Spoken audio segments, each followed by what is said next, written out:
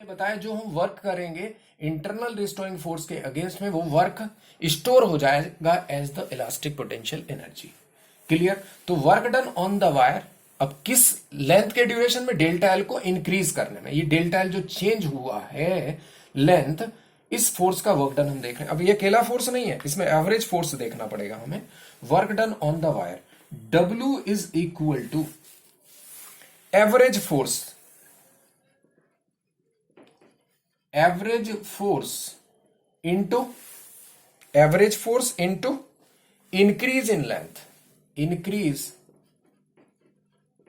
इन length. अब average force क्या हो जाएगा, इनिशियली तो कोई फोर्स नहीं था, बाद में फोर्स एफ लग गया, तो initial and final divided by 2 करते हैं, ये कितना हो जाएगा F by 2 into increase in length कितना हो गया डेल्टा एल। ये हुआ हमारा वर्क डन। क्लियर। अब हम कह रहे हैं this work done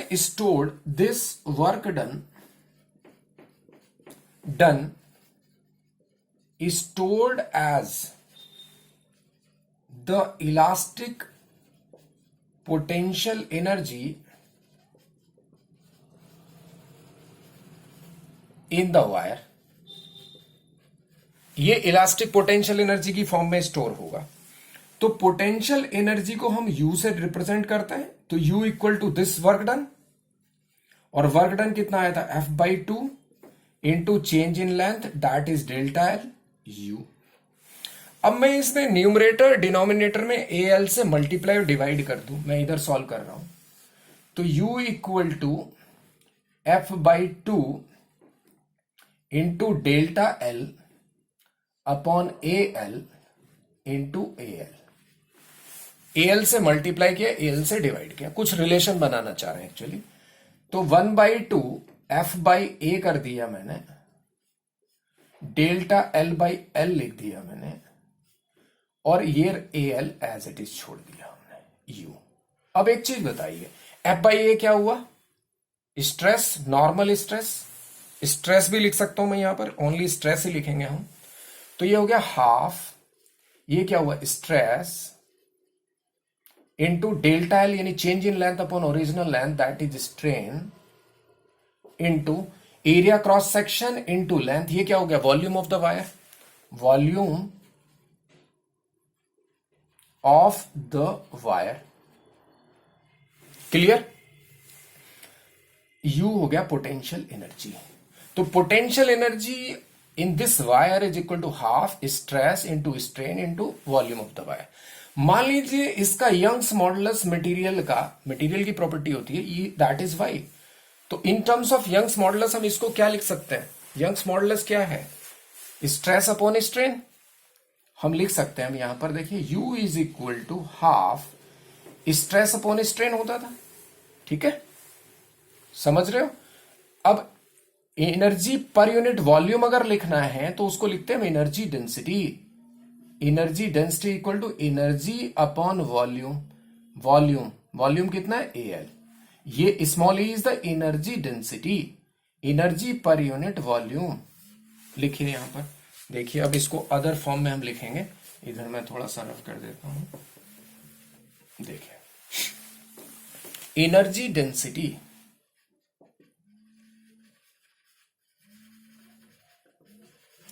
energy density क्या होगी, एनर्जी पर यूनिट वॉल्यूम, यानी energy upon volume, volume of the wire.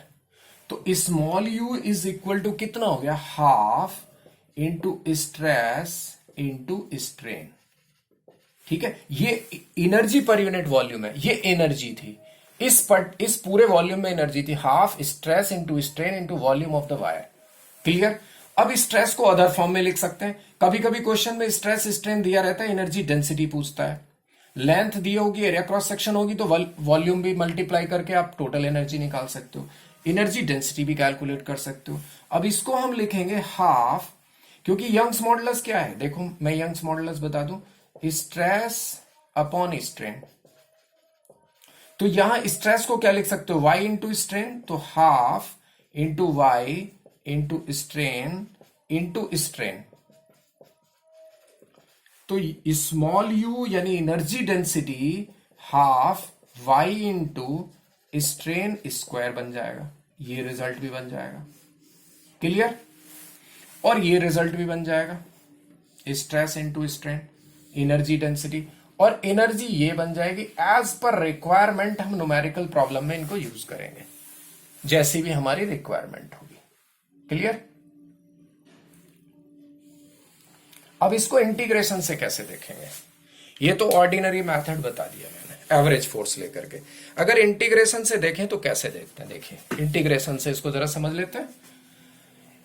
करेंगे ऐसे ही थोड़ा सा, बस इंटीग्रेशन में एक एलिमेंट कोई dx चेंज हो गया, x लेंथ में इंक्रीमेंट हो गया, और उसमें फर्दर dx चेंज करें तो वर्क डन कितना होगा, फिर इंटीग्रेट कर लेंगे 0 से l तक के लिए। क्लियर?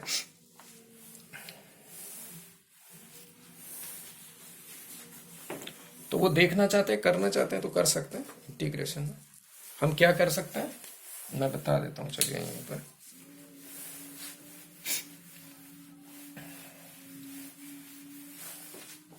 फोर्स F अप्लाई किया, चेंज इन लेंथ आया, मान लीजिए x का चेंज आया। अब x में x इंक्रीमेंट आ गया, इसको फर्दर dx इंक्रीमेंट करने के लिए हमें कितना वर्क करना पड़ेगा, dw। तो उस dw को हम इंटीग्रेट कर देंगे। Clear? Total change in length delta L के लिए, बस।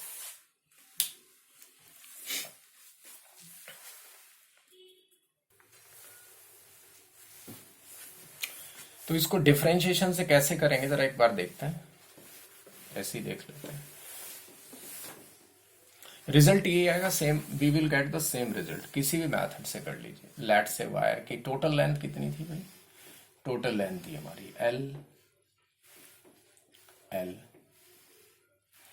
मान लीजिए किसी टाइम पर जो लेंथ में चेंज आया, एक्सटर्नल फोर्स लगा करके अप्लाई करके, ये हमारा एक्स आया है।